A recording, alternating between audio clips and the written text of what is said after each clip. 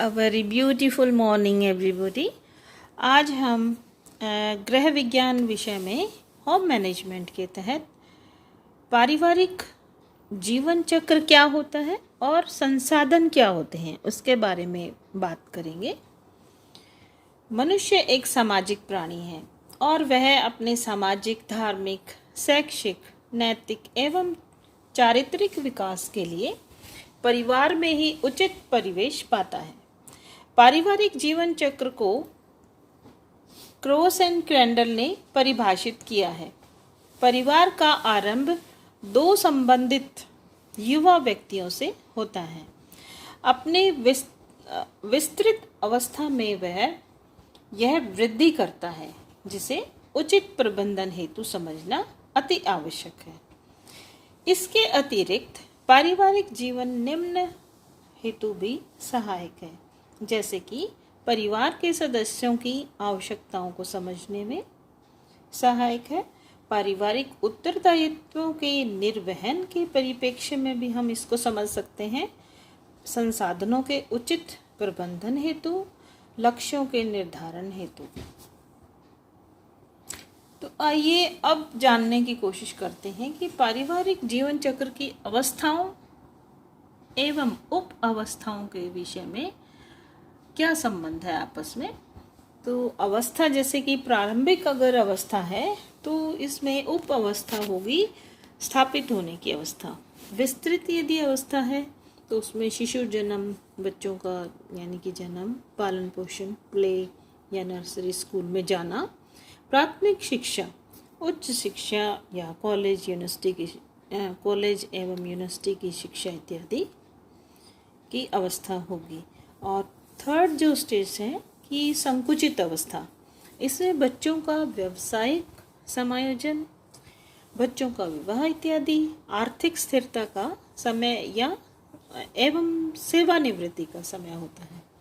तो समय, शक्ति एवं धन, इन तीनों संसाधनों की आवश्यकता और उपलब्धता पर पारिवारिक जीवन चक्र का सीधा प्रभाव पड़ता है।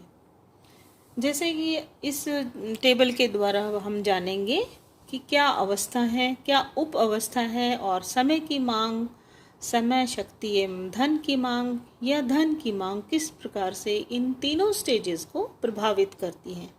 जैसे कि प्रारंभिक स्टेज, इसमें स्थापित होने की अवस्था है, संतान उत्पत्ति की अवस्था है।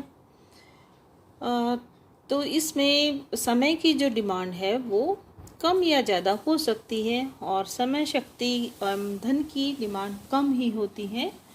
तो जो नेक्स्ट जो स्टेज है विस्तृत अवस्था, इसमें संतान उत्पत्ति, प्राथमिक विद्यालय, उच्च महाविद्यालय, महाविद्यालय एवं व्यावसायिक समायोजन, बच्चों का विवाह या स्थापित होने का, तो इसमें अधिक या कम या मध्यम डिमांड होगी समय की या धन की। इसी प्रकार से थर्ड जो स्टेज थी संकुचित अवस्था, इसमें आर्थिक स्थिरता आएगी और सेवानिवृत्ति की स्टेज है, तो इसमें कम धन की और समय भी काफ़ी ज़्यादा होता है अवेलेबल, और धन की जो ज़रूरत होती है वो कम या मध्यम होती है। तो इस प्रकार हमने देखा कि पारिवारिक जीवन चक्र की विभिन्न अवस्थाओं में संसाधनों की कितनी मांग है। इस इकाई के अध्ययन के उपरांत हम जो प्रबंध प्रक्रिया और संसाधनों को और भी बेहतर रूप से समझ पाएंगे। तो आइए अब समझते हैं कि पारिवारिक साधन का अर्थ क्या होता है। गृह प्रबंध में साधनों का महत्वपूर्ण योगदान होता है। साधन वह भौतिक वस्तुएं, मानवीय तथा अमानवीय एवं गुण हैं जो हमारी आवश्यकताओं की पूर्ति करते हैं एवं जिनके उपयोग से हमें संतुष्टि प्राप्त होती है। मनुष्य साधनों के उपयोग द्वारा पारिवारिक लक्ष्यों की प्राप्ति करता है। गृह प्रबंधन की प्रक्रिया में हम निरंतर साधनों के उचित एवं कुशल उपयोग के विषय में निर्णय लेते हैं।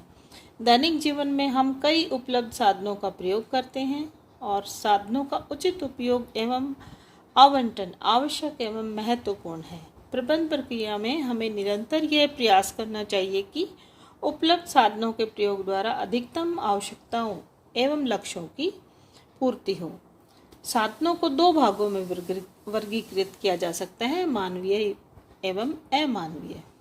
इनके माध्यम से माध्यम से विभिन्न लक्ष्यों एवं आवश्यकताओं की पूर्ति होती है। अलग अलग व्यक्तियों, समुदायों एवं राष्ट्रों के पास उपलब्ध संसाधनों के प्रकार तथा मात्रा में भिन्नता होती है। तो आइए साधनों के वर्गीकरण के बारे में जानते हैं। साधनों का वर्गीकरण, जैसे कि अभी हमने बात की थी, गृह प्रबंध में साधनों को मुख्य रूप से 2 भागों में हम बांटते हैं, मानवीय साधन व अमानवीय साधन। मानवीय साधन के उदाहरण हैं ज्ञान, रुचियाँ, योग्यता, कौशल, शक्ति एवं अभिवृत्तियाँ। अमानवीय साधन के उदाहरण हैं धन, समय, भौतिक वस्तुएं एवं सामुदायिक सुविधाएं। इन्हीं जो पारिवारिक जो साधन है उसको हम एक ग्राफ के द्वारा भी समझ सकते हैं। मानवीय साधन में जैसा कि अभी हमने जाना, ज्ञान, रुचियाँ, कौशल और योग्यताएं, अभिवृत्ति आएंगी। और मानवीय साधन, अमानवीय साधन में समय, धन, भौतिक वस्तुएं, सामुदायिक सुविधाएं, या इसी तरह की कुछ अन्य बातें आएंगी। तो इस प्रकार से आज हमने पारिवारिक जीवन चक्र व साधन के बारे में विस्तृत रूप से जाना और इनका आपस में क्या संबंध है उसके बारे में भी चर्चा की। Thank you.